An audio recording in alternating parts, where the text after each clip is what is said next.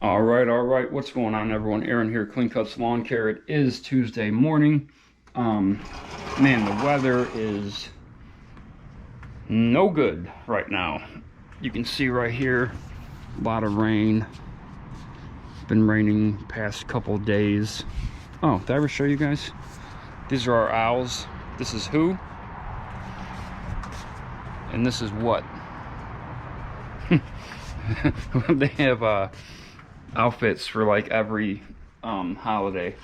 We dress them up like Santa Claus and 4th of July, whatever. So anyway, I'm working on, I got some running around to go do, but I was working on my board for snow removal. These are all confirmed. And my board for fall cleanups. These are all confirmed. This is just what we have confirmed right now. That board will probably more than double. Yeah, it'll more than double over the next couple of weeks.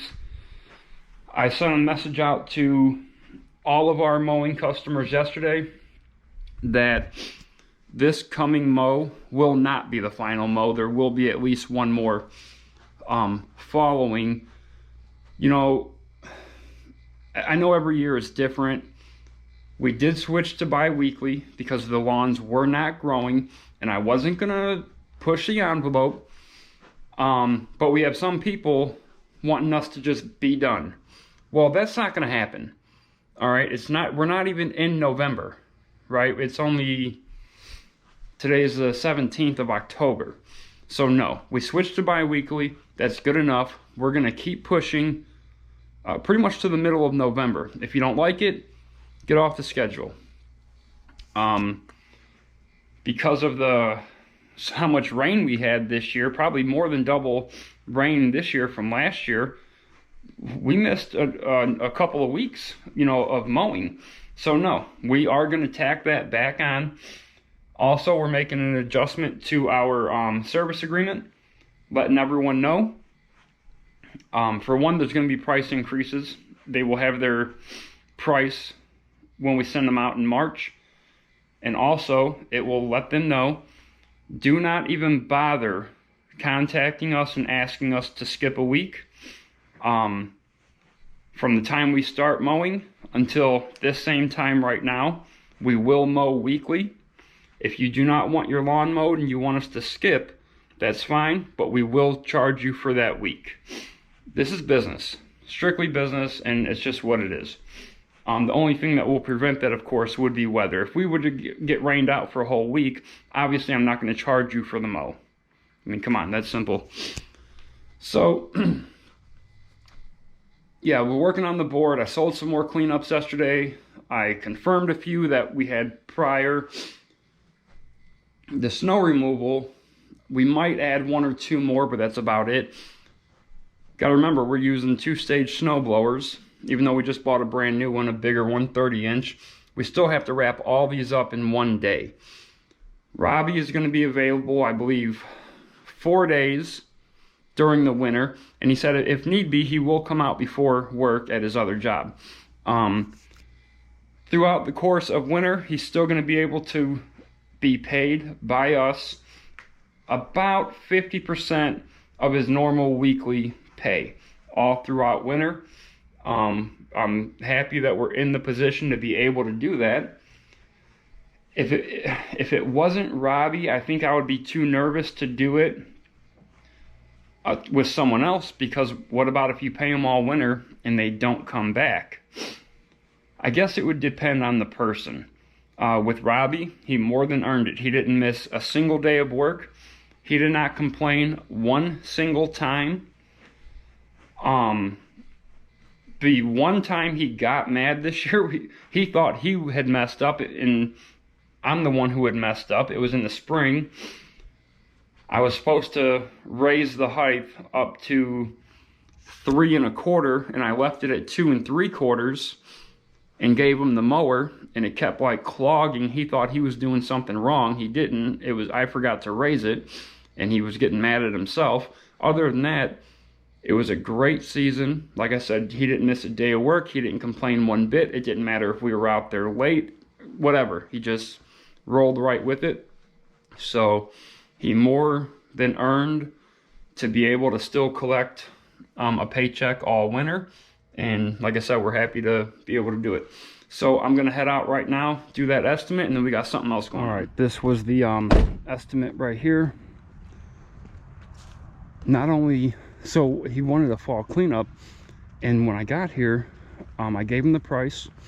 We sold him a full service fall cleanup with bi-weekly follow-ups. Got a good price on everything for us. And then he asked me about weekly mowing.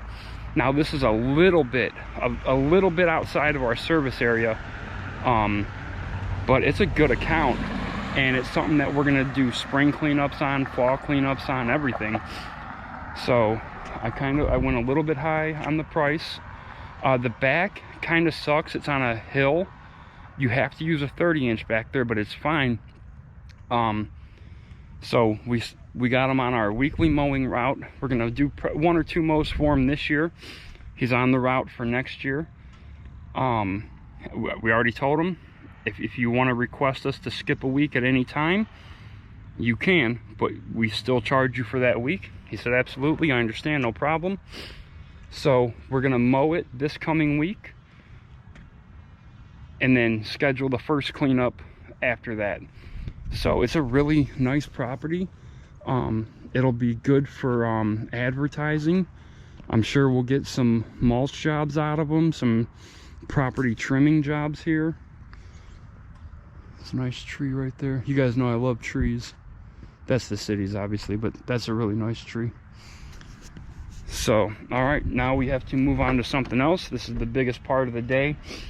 Robbie was gonna meet me there, but he's actually sick right now, so Vicky was trying to go, but she's at work. Don't know if she's gonna make it in time, so it might just be me, but we're gonna go ahead and head there now. All right, guys, this is what we've been waiting on. So I ordered the building from a company, and I told you guys in another video, they stopped responding to me. They wouldn't take my calls. They wouldn't respond to my emails. It got to the point where I said, hey, listen, I want to pay at the time of delivery, because they wouldn't let me pay with credit card. So I had a real bad feeling. I ordered the container from another company yesterday morning. Okay, I ordered it from the other place 2 weeks ago. I ordered the building yesterday morning from another company. Boom, here it is. 40-foot shipping container. In total, we paid $2,500 for this, $2,472. It's not perfectly level, but it's okay. It's not gonna go anywhere. It does not have double doors. It has doors only on one side. Well, it has double doors, but it does not have doors on the other end, which is good, because I was gonna pay someone to come weld the back doors shut. At least, you know, temporarily. I see a few spots where it looks like they may have done a little patchwork. You know, maybe like right here. I don't know. No, not right there, just that one spot. But I don't see any leaks, or any holes rather.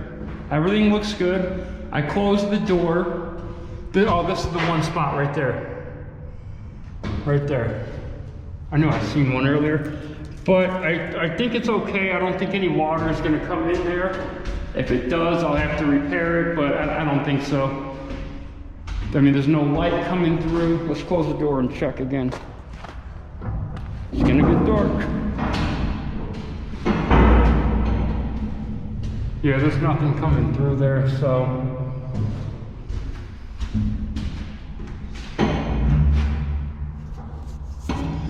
And there's also areas for straps.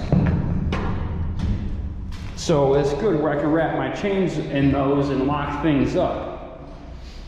So I want to build a wall from about right here,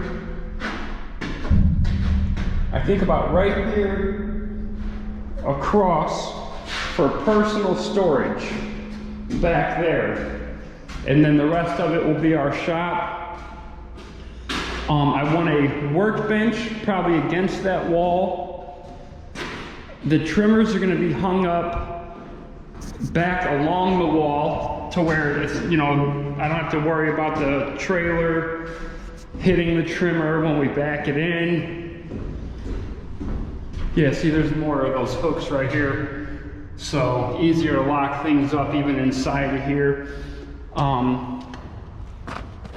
So we're buying a lock that actually, it's a cargo lock. It wraps around these bars and you lock it.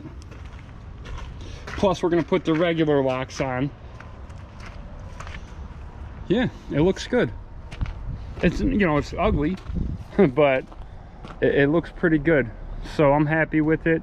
I don't see any water damage inside on the floors.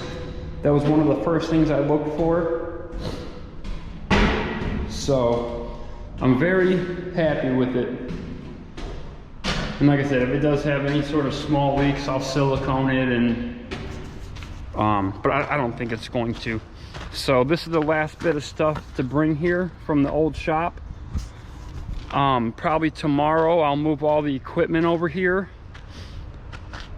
Yesterday I got a warning light on the truck saying tighten gas cap. I did, and it was fine. This morning that same warning light came on, followed by the check engine light. So now I got to go buy a new gas cap, reset the light, and then make sure everything's fine. Thank God I went and got the e-checks done prior, because I had a feeling that something would go wrong to affect the e-check. We live in an e-check county. So stupid. All right, I got the truck unloaded. I just threw everything in here. Nothing's in order right now. This week I'll get everything else in here, just somehow, I don't know how. Up here, probably from where that wall's gonna go out this way, I'm gonna have 3 2x4s going across from those hooks over to each other, and it's gonna hang down about this high, and it'll be a platform for our boat to sit on. So we'll have our boat up top, and it won't be anywhere in the way. You know, it'll just be up top. Our personal storage all the way in the front, blocked off. And then, like I said, the shop, everything back. I'll just need access into here. The workbench will be collapsible. Probably, I don't know if it's going to come off of one of these walls or the storage wall. I'm not sure. But the workbench will come off of something and it'll be collapsible. Any work-related containers like this and that small one, I want all that as far back as I can. I have side walls that I need to make sure is braced up against the wall. Good thing is some stuff, now I have room outside, you know, like if it's not very important, I can store anything I want over here, maybe trash cans upside down and stuff like that. This is also ours. All this area right here is ours. So next year, one of those big tents that's completely enclosed will go right here. That way, on certain days, we can back the trailer right up and lock the trailer and the mowers right here to the unit, and it'll be protected from the rain. You know, that way if we're taking the same setup the following day, which we're buying a new trailer for next year, so the setup should pretty much be consistent all the time. That way we can just hook up to the trailer and go, and then have everything in here on the weekends or when we're not working, because everything is safe back here. It'll still be locked up even if it's inside of that tent, you know, but we can put everything away anytime we want. I don't know if I'm going to buy 2 ramps for access, or if I'm going to build a wooden ramp or if I'm gonna make a wooden frame and then concrete. I don't think, I thought about doing the concrete. I don't think I want to do that. So one of the two, I don't know yet.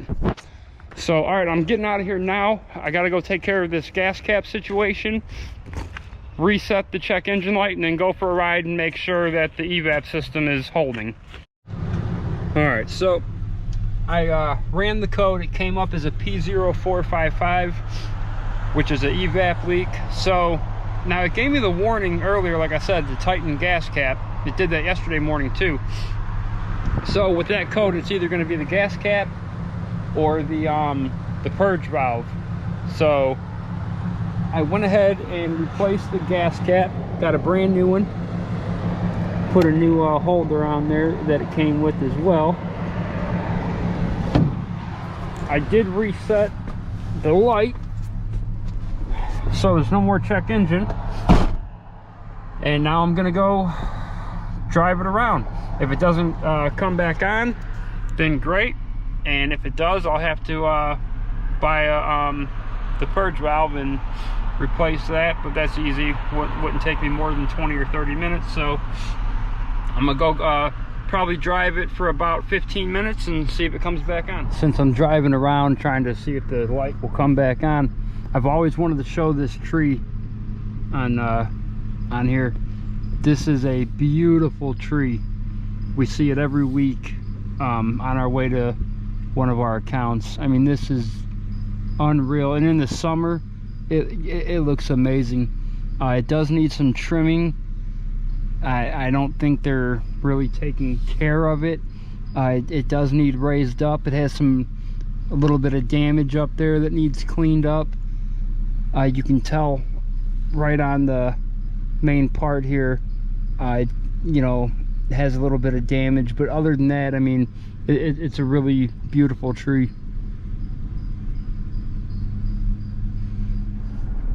All right, it's over. I'm heading home. So far so good on the light, but like I said, you know, who knows, we'll have to see what's going to happen with that. It very well could be the sensor under the hood. I don't know yet. It's hard to check that, you know, to know for sure. So the gas cap, it was a little bit loose. After it was on securely, it was still wiggling. I think the I think the seal around it was wearing. So I'm fairly certain that you know, that's what it was. So hopefully it's, you know, done now. So weird, like I said, it's time to get new tags for the plates, and where we live you have to pass e-check and check engine light on. It doesn't matter what it's for, you immediately fail. And I took both trucks a few weeks ago and got the e-checks done because in the end of November we have to get the tags. And I said, you know what, I better go now, just in case anything happens. And sure enough, you know, a check engine light pops up. But I'm sure it's fixed, and you know, if not, I'll just go get the evap sensor and fix it that way. But I think it's good. So all right, I showed you a estimate we did. It's a new mowing customer from here on out, plus an initial fall cleanup and a bi-weekly fall cleanup. We got our new shop delivered. I have all winter to work on that, so that's what I'll be doing a lot this winter. Put the new gas cap on. Hopefully that's it, and that's it. So all right, if you guys like the video, hit like, subscribe to the channel, leave a comment down below, let me know everything I'm doing wrong, and keep the edges clean, boys. I'm out.